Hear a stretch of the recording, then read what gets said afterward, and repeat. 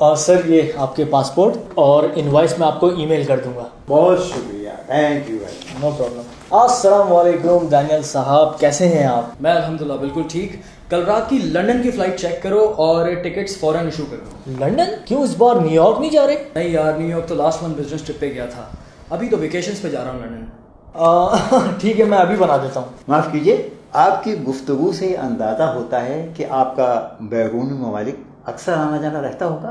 जी बिल्कुल, काम ही कुछ ऐसा है हमारा। माशाल्लाह, बड़ी खुशी की बात है। तो आपने उम्रे और हज की सआदत तो कई बार हासिल की होगी। नहीं, अनफॉर्चुनेटली कभी इत्तेफाक नहीं हुआ। इत्तेफाक नहीं हो? मैं कुछ समझा नहीं।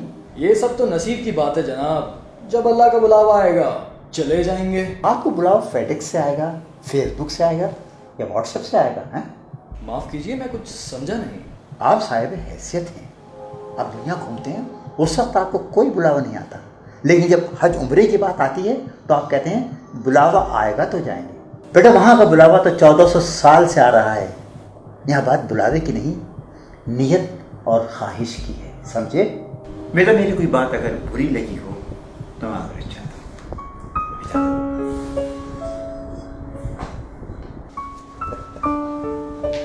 मंसूर, ये हज या उम्रे का वीज़ा कितने दिन में आ जाता है? मैं अभी बता देता हूँ।